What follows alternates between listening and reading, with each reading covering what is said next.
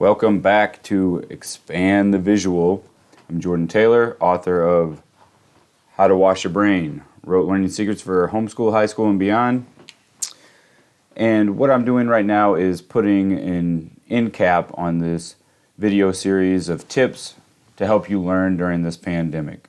You know, we're kind of winding down the school year, but still you want to finish strong. And actually we're coming up on a very serious part of your child's education or your education, which is summer break. And a lot of the gains that we made during the school year are lost during the summer break. And today's tip is going to be about how to not let that happen. So, really what you want to think of yourself as when it comes to learning is a robot. Why a robot? Because robots do things automatically. And there are going to be times when you are trying to achieve a learning goal and learning's just not fun. It's not something that you want to do. Okay, there's going to be down days where you're like, oh, you got to drag yourself out of bed and do it. Or you got to, sit down and get yourself up off the couch in the afternoon or evening to go do the learning that you want to do. Some things that we have to learn, just at the end of the day, they're not that exciting. But the end result is exciting. So that's why I say treat yourself like a robot. So what does that mean? You want to get to the point where you do things automatically by habit. Habit is the name of the game. If you really think about yourself, you're not that much different than a robot.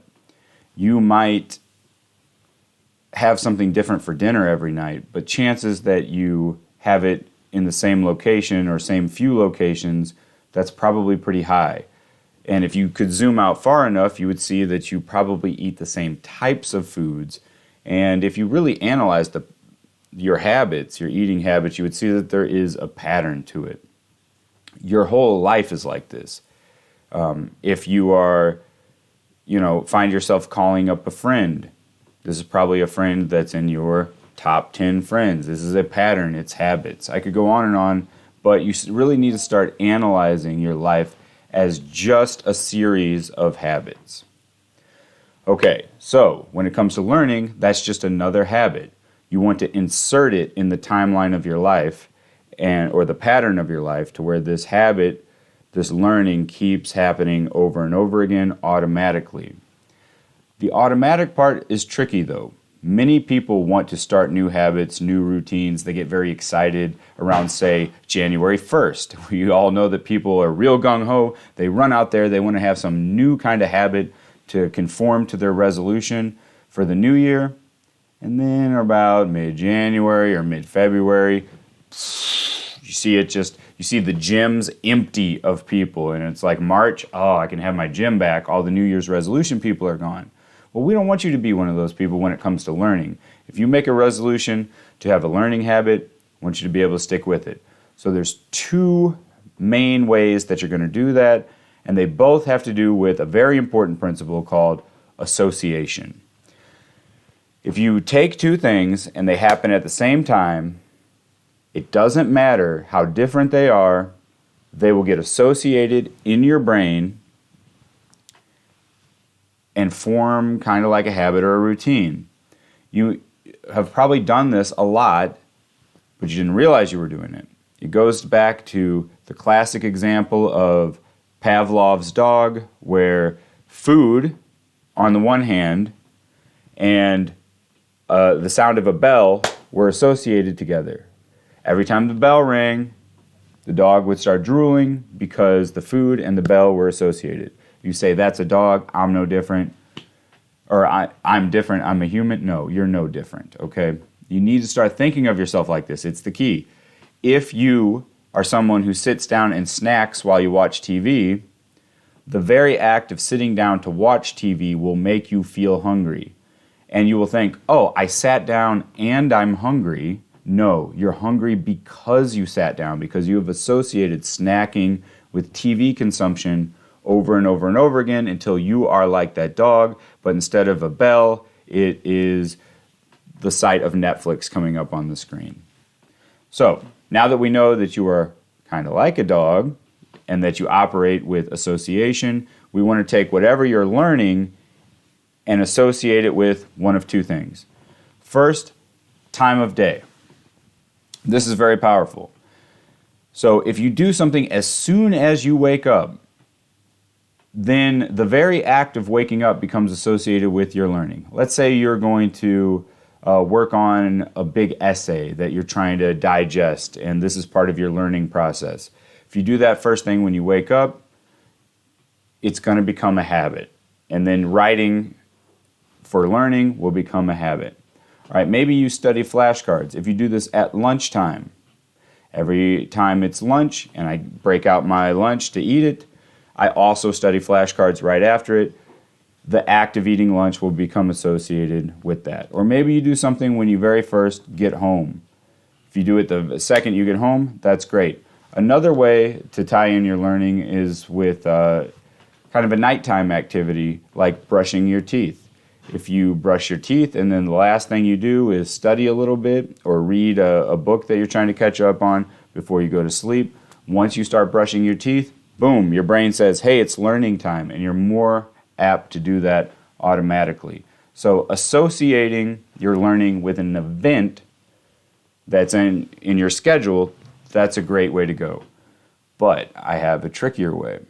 This has to do with the reward circuits in your brain. So your brain has reward circuits. Fast food companies know this. That's why they put salt and sugar and fat in almost every product, because they know that these substances, when ingested in your body, will hit your reward circuit. There are other things, though, that aren't as deadly as fast food that you can use to get yourself addicted to something, addicted to learning. What we want to do is take the addictive properties of some things and associate them with your learning routine. So let's just use the example of studying flashcards. Let's say you're a medical student or you're in some high school class, doesn't matter what you're doing, and you want to get yourself addicted to studying your flashcards because you know you're going to need them for an exam that's coming up. So you want to use an addictive substance, but one that's not highly harmful, right? You don't want this to be very harmful. You just want it to have that little edge to hit your reward circuit. Here are 3 things that I recommend. First is a no-brainer. Chocolate. All right, if you can get yourself some chocolate, what happens is you sit down to study your flashcards, you eat a piece of chocolate. Over time, your brain is going to associate the lighting up, the firing of the reward circuit with studying. Even though we know consciously it was really the chocolate, your brain is kind of robotic. It's kind of like a dog in that sense. It can associate 2 things that are unrelated. So then when your brain starts craving chocolate, it's going to trigger, hey, I need to sit down and study my flashcards. It works. Try it. Trust me. All right, another one. This is something that's ubiquitous in American culture. Coffee, okay? I happen to have some instant. I know that's sacrilege to many coffee drinkers. But point being, if you can associate drinking coffee with your learning activity, that's great. When I was writing my last book, How to Wash Your Brain, when I would get up in the morning, I wouldn't have my coffee until I sat down and started writing a little bit. Then I would let the caffeine trigger my reward centers in my brain. Boom, quickly I associated the act of sitting down at my desk and writing with lighting up all those reward neurons in my brain.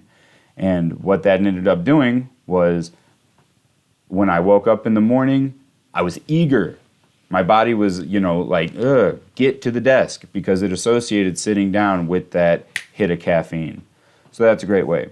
Now, the third one I want to give you is lesser known, okay? But it's really good if you're trying to be healthy. So you can pick up any can of sparkling water. This happens to be just a lightly flavored, no artificial sweeteners sparkling water. But what is it about the sparkling water that's addictive? There's no caffeine, there's no sugar or anything like that. It's actually the effervescence itself, the bubbly feeling. In fact, the damn sparkling water is named bubbly. That sensation, the effervescent sensation, is added to soda for a reason. It's carbonated for a reason, because that bubbly sensation hits, maybe not as hard as caffeine, maybe not as hard as chocolate, but it does hit the reward centers of your brain. So for instance, whenever I go to the gym and I'm done, I come out of the gym, I drink a sparkling water because I want to associate that little bit of the reward with, hey, I just went to the gym. All right, sounds silly, but do it long enough and you'll start associating those things. You can do that with your learning routine as well.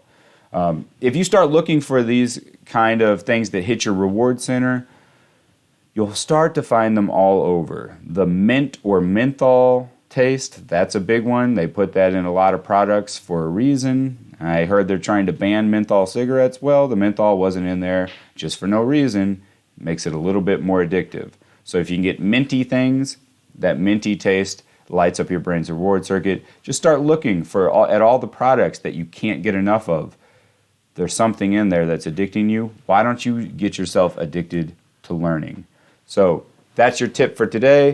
Treat yourself like a robot. Build automatic habits through association with time of day, something tied to your schedule, or, come on, use an addictive substance. They're all over the place.